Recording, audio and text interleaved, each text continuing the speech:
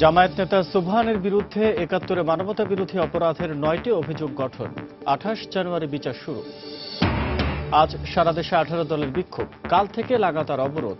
গুলশানে বেগম জিয়ার বাসভবনের চারপাশে নিরাপত্তা বেষ্টনী কিছুটা শিথিল। চট্টগ্রামে ককটেল তৈরি ও বিক্রির কাজে জড়িত ৫টি চক্রের সন্ধান লাভ। শক্তির রকম ভেদে ঠিক হয় দরদাম। এবং প্রধানমন্ত্রী শেখ হাসিনা এখন রংপুরের পথে গণসংযোগ ছাড়াও বক্তব্য রাখবেন কয়েকটি পথসভায়।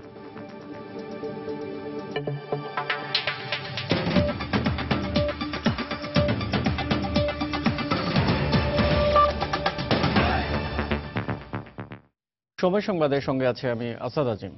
জামায়াত নেতা আব্দুস সুবহানের বিরুদ্ধে ৭১ মানবতা বিরোধী ৯টি অপরাধের অভিযোগ গঠন করা হয়েছে। প্রসিকিউশনের যুক্তি উপস্থাপনের মধ্য দিয়ে বিচার শুরু হবে ২৮ জানুয়ারি সকালে। ট্রাইব্যুনাল ১ এই অভিযোগ গঠন করে ২৮ জানুয়ারি প্রসিকিউশনের যুক্তি উপস্থাপন এবং সাক্ষ্য গ্রহণের তারিখ নির্ধারণ করেন। তার বিরুদ্ধে ৭১ মুক্তিযুদ্ধ চলাকালে হত্যা, গণহত্যা ও আটকের পর নির্যাতনের অভিযোগ রয়েছে। অভিযোগ গঠনের আদেশ শোনার পর আব্দুস সুবহান নিজেকে নির্দোষ দাবি করেন।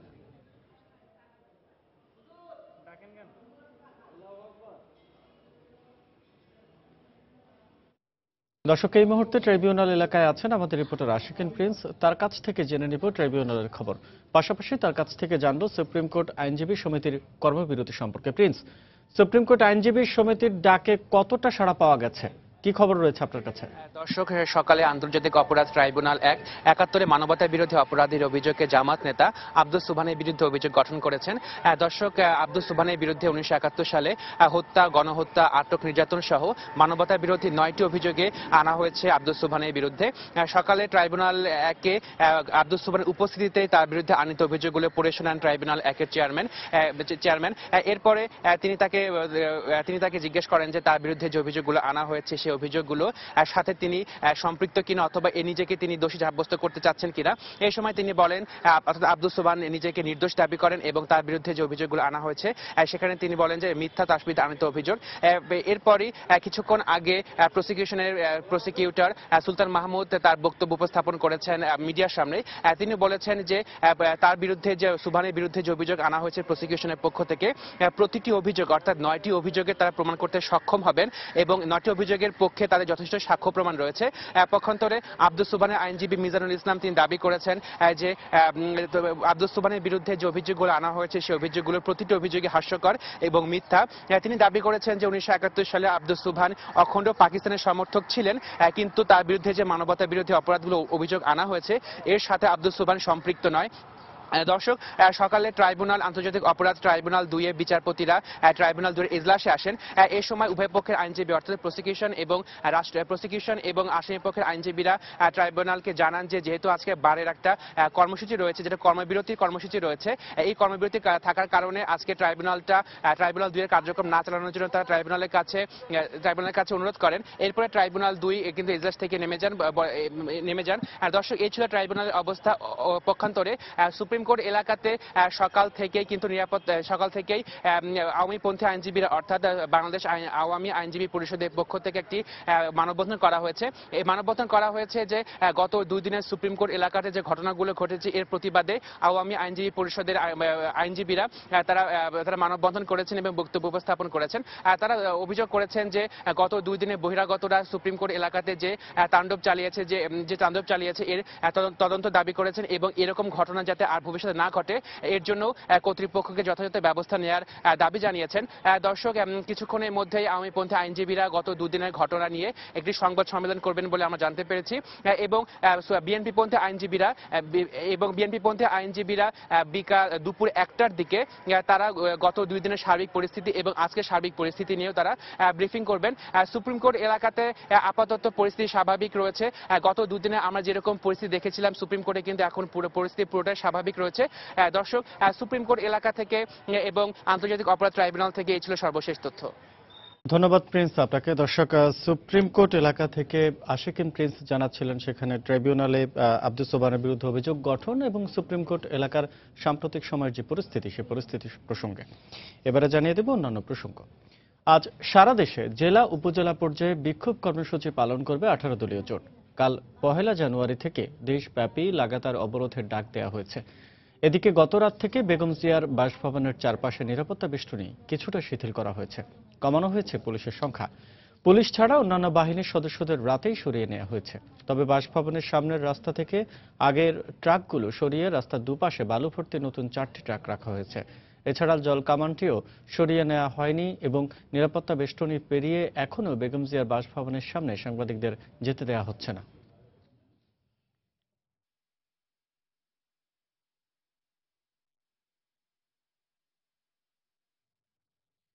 এবারে চট্টগ্রামে ককটেল সম্পর্কিত পুলিশের অনুসন্ধান নিয়ে একটি রিপোর্ট। বন্দরনগরী চট্টগ্রামে বাণিজ্যিকভাবে ককটেল তৈরি ও বিক্রির সঙ্গে জড়িত 5টি সংঘবদ্ধ গ্রুপের সন্ধান পাওয়া গেছে। পুলিশের মতে বিশেষ একটি রাজনৈতিক দল এর মদতদাতা।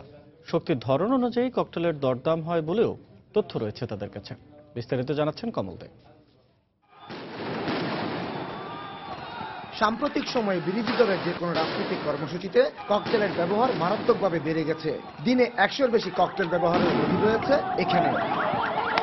আর ককটেলে আক্রান্ত হচ্ছে পুলিশ এবং সাধারণ মানুষ। ককটেল সাধারণত বিরোধী দলের রাজনৈতিক কর্মসূচি দিয়ে তার আগের দিনে বিকেলবেলা বা সন্ধ্যায় তারা বিভিন্ন জায়গায় বিক্ষিপ্তভাবে দুই একটা ককটেল ফুটিয়ে বা পেট্রোল বোম মেরে তারা আতঙ্ক সৃষ্টি করে, জনগণের জানানো দেয় যে তারা কর্মসূচিতে আছে, তারা মাঠে আছে। এটা আমাদের ব্যাপক ক্ষতি সাধন করে। বিভিন্ন দিন যখন কর্মসূচি থাকে মানুষজন আহত হচ্ছে, তো সব মিলিয়ে ডেইলি হয়তো যেদিন কর্মসূচি থাকে 2-1টি ঘটনা ঘটে। নগরীতে ককটেল বিস্ফোরণের ঘটনা অনুসন্ধান করতে গিয়ে 5টি গ্রুপের সন্ধান পায় পুলিশের গোয়েন্দা বিভাগ। এর মধ্যে শুধুমাত্র খুলশী এলাকার মানিককে গ্রেপ্তার করা হলো, বাকিরা এখনো ধরাছোঁয়ার বাইরে। দুটো আছে, কেউ কেউ আছে যে কমপ্লিটলি প্রফেশনাল, আর একটা আছে পলিটিক্যালি মোটিভেটেড। এরা শুধুমাত্র তাদের দলের জন্য তৈরি করে, তারা বাইরে বিক্রি করে না। তো এরকম একাধিক গ্রুপ নিয়ে আমরা কাজ করছি। তার আগের দিনে পুলিশ কর্মকর্তাদের দাবি ককটেল তৈরি এবং কেনাবেচার সাথে জড়িত গ্রুপগুলিকেও শনাক্ত করা হয়েছে। বিভিন্ন সময় যাদেরকে আমরা ককটেল সহ ধরেছি, এদের কাছ থেকে যে তথ্য পেয়েছি তাতে দেখা যায় যে এটা ককটেলের মেরিট বুঝে, মান বুঝে দামটা আসলে নির্ধারিত হয়। সেটা কোনো ক্ষেত্রে 300-400 থেকে 1200-1500 টাকা পর্যন্ত তারা এগুলো ক্রয় করে। আমাদের কাছে যে ইনফরমেশন আছে তারা এটা একটা রাজনৈতিক দলের মদতপুষ্ট এবং বিশেষ করে যারা এই ককটেল বিরোধী দল যারা আছে তারা কে ফিন্যান্স করতেছে, কিভাবে ফিন্যান্স করতেছে, তাদের সাপ্লাই গ্রুপ একটা আছে, ট্রান্সপোর্টেশন একটা গ্রুপ আছে, মার্কেটিং করার একটা গ্রুপ আছে, তৈরি একটা গ্রুপ আছে। গত 3 মাসে ককটেল হামলার ঘটনায় বিস্ফোরক আইনে নগরীর 16টি থানায় 35টি মামলা দায়ের করা হয়েছে। আর এতে আসামি হিসাবে রয়েছে বিএনপি ও জামায়াত শিবিরের অন্তত 400 নেতাকর্মী। কমল দে, সময় সংবাদ, চট্টগ্রাম। সময় সংবাদ আরো থাকছে। মেহেরপুরে যৌথ বাহিনীর সাথে বন্দুকযুদ্ধে জামায়াত নেতা আব্দুল জব্বার নিহত।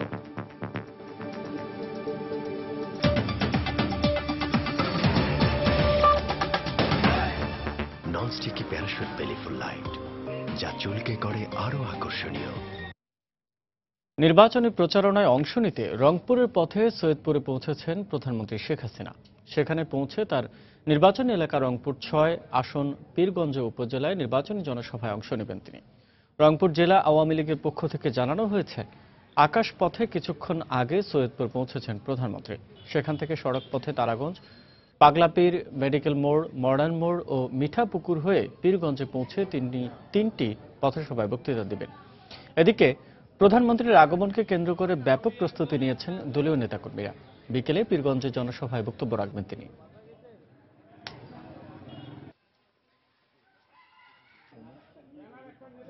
তাজরিন ফ্যাশনে অগ্নিকাণ্ডের ঘটনায় 111 জনকে হত্যার অভিযোগে প্রতিষ্ঠানটির মালিক দেলোয়ার হোসেন এবং তার স্ত্রী সহ 6 জনের বিরুদ্ধে গ্রেফতারি পরোয়ানা জারি করা হয়েছে। সকালে senior judicial magistrate Wasim Sheikh এই আদেশ জারি করেন। এছাড়া এই ঘটনায় আদালত মোট 13 আসামির বিরুদ্ধে অভিযোগ আমলে নিয়েছেন। এদের মধ্যে বর্তমানে আনিসুর রহমান জেল হাজতে, 6 জন জামিনে এবং বাকি 6 জন পলাতক।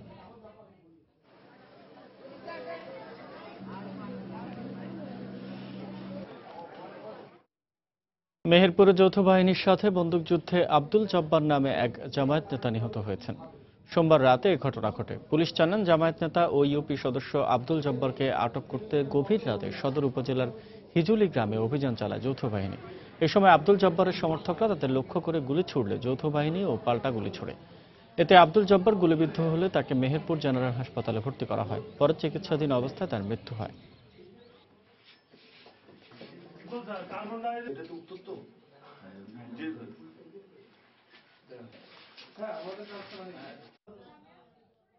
নড়াইলে গণধর্ষণ মামলায় অভিযুক্ত শিমুল গাজী ও তার সহযোগীদের এখনো গ্রেপ্তার করতে পারেনি পুলিশ। এদিকে গুরুতর আহত অবস্থায় স্বামী পরিত্যক্তা মেয়েটিকে হাসপাতালে নেয়ার পর ডাক্তারি পরীক্ষা পাওয়া গেছে ধর্ষণের আলামত। এ ঘটনায় স্থানীয় জনপ্রতিনিধির বিরুদ্ধে দায়িত্ব এড়িয়ে যাওয়ার অভিযোগ উঠেছে। নড়াইল প্রতিনিধি খায়রুল আরিফিন রানার পাঠানো তথ্য ও ছবি নিয়ে ডেস্ক রিপোর্ট। গত 10 ডিসেম্বর রাতে হঠাৎ করে শিমুল গাজী ও তার 4 সহযোগী দরজা ভেঙে ঘরে ঢুকে মেয়েটির উপর পাশবিক নির্যাতন চালায়। এক পর্যায়ে মেয়েটির আর্ত চিৎকারে তার মা ও আশেপাশের লোকজন ছুটে এলে পালিয়ে যায় ধর্ষকেরা। গুরুতর আহত অবস্থায় পরদিন ভোরে নড়াইল সদর হাসপাতালে ভর্তি করা হয় তাকে।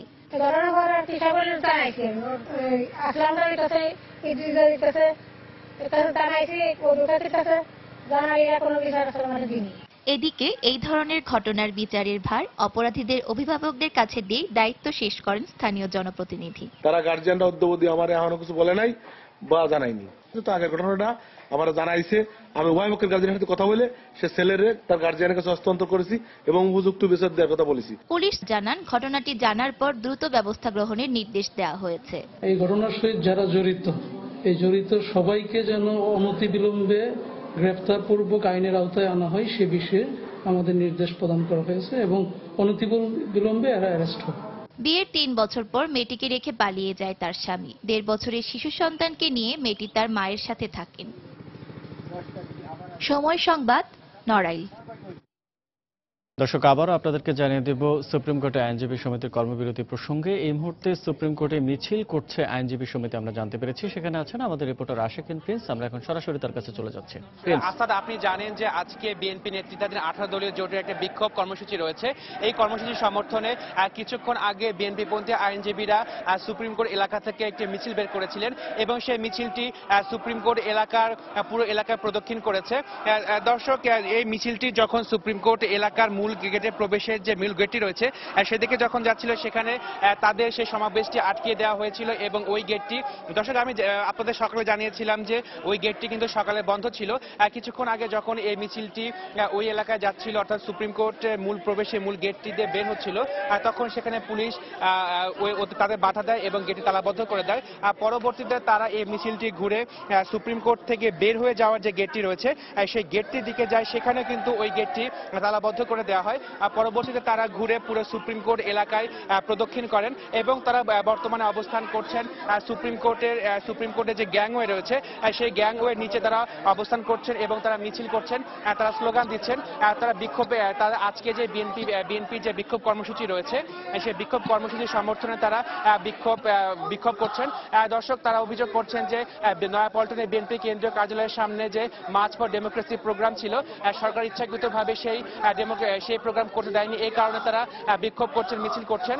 দর্শক, আমি আরো জানতে পেরেছি যে দুপুরে 1টার দিকে এই বিএনপিপন্থী আইনজীবীরা উদ্ভূত পরিস্থিতি নিয়ে তারা একটা কর্মসূচি ঘোষণা করবেন। আর তবে সেই কর্মসূচিটি কি তা এখনো জানানো হয়নি আমাদের কাছে। তো 1টার সময় সে ব্রিফটি করা হবে, বলা হয়েছে সুপ্রিম কোর্ট আইনজীবী সমিতির পক্ষ থেকে এই ব্রিফটি করা হবে। দর্শক, সকাল থেকেই কিন্তু সুপ্রিম কোর্ট এলাকাতে পরিস্থিতি শান্ত ছিল। সকালে 10:30টার পরে আওয়ামী সমর্থক আইনজীবীরা বাংলাদেশ আওয়ামী আইনজীবী পরিষদের ব্যানারে একটি মানববন্ধন করেছেন এবং গত 2 দিনে সুপ্রিম কোর্ট এলাকায় উদ্ভূত পরিস্থিতি নিয়ে তারা উদ্বেগ প্রকাশ করেছেন এবং তারা এই ঘটনার সুষ্ঠু তদন্ত দাবি করেছেন এবং বহিরাগত বিচার দাবি করেছেন। দর্শক, বিক্ষোভ কর্মসূচি এখনো চলছে সুপ্রিম কোর্ট এলাকাতে এবং 1টার সময় বিএনপির পন্থী আইনজীবীদের যে কর্মসূচি রয়েছে সেই কর্মসূচি পাওয়ার সঙ্গে সঙ্গে আমরা আপনাদের জানিয়ে দেব। আসাদ, সুপ্রিম কোর্ট এলাকা থেকে এই ছিল সর্বশেষ তথ্য। ধন্যবাদ প্রিন্স আপনাকে। দর্শক, সুপ্রিম কোর্টে আইনজীবীদের কর্মবিরতি প্রসঙ্গে জানাচ্ছিলেন আমাদের রিপোর্টার আশিকিন প্রিন্স। এবারে দেশের বাইরের খবর। ফিলিস্তিনি 26 বন্দীকে মুক্তি দিয়েছে ইসরায়েল। মধ্যপ্রাচ্য শান্তি আলোচনাকে এগিয়ে নিতে তেল আবিবের পক্ষ থেকে নেওয়া উদ্যোগের অংশ হিসেবে এদের মুক্তি দেওয়া হয়েছে বলে জানানো হয়েছে। মঙ্গলবার মুক্তি পেয়ে তারা গাজা উপত্যকায় ফিরে গেলে সেখানে এক আনন্দঘন পরিবেশ তৈরি হয়। সেই সঙ্গে দীর্ঘমেয়াদে কারাদণ্ডপ্রাপ্ত আরও শতাধিক বন্দীকে মুক্তি দিতে রাজি হয়েছে ইসরায়েল। তবে এরপরও পশ্চিম তীর ও গাজায় নতুন বসতি নির্মাণের পরিকল্পনা থেকে তারা এখনো সরে আসেনি। এদিকে মার্কিন যুক্তরাষ্ট্রের উদ্যোগ এই অঞ্চলের শান্তি আলোচনা আবারও শুরু করার লক্ষ্যে বৃহস্পতিবার মধ্যপ্রাচ্য সফরে আসছেন মার্কিন পররাষ্ট্রমন্ত্রী জন কেরি।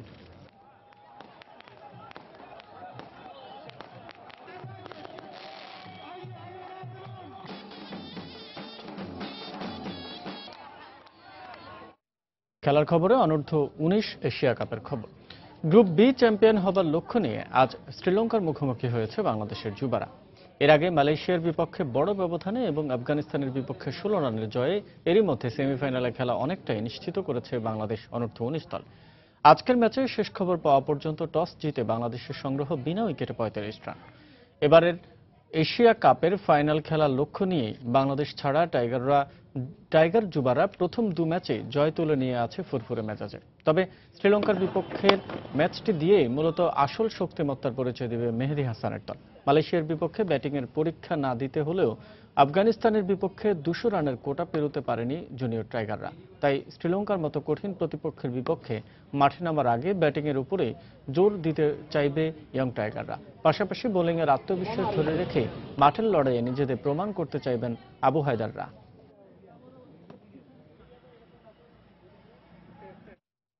এ পর্যায়ে শীর্ষ সংবাদ জানিয়ে দিচ্ছে আরো একবার। জামায়াত নেতা সুবহানের বিরুদ্ধে ৭১ মানবতা বিরোধী অপরাধের 9টি অভিযোগ গঠন, 28 জানুয়ারি বিচার শুরু।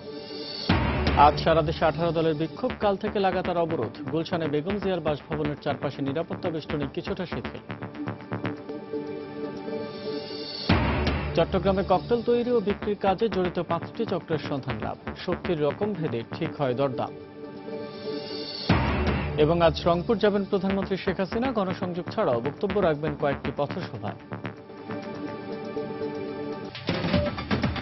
এই ছিল এখনকার মতো। যে কোনো খবর পেতে ভিজিট করুন সময়নিউজ.tv। এছাড়া এই মাত্র পাওয়া খবর আপনার মোবাইলে পেতে SMS করুন *PN লিখে পাঠিয়ে দিন 16242 নম্বরে। সঙ্গে থাকুন সময়।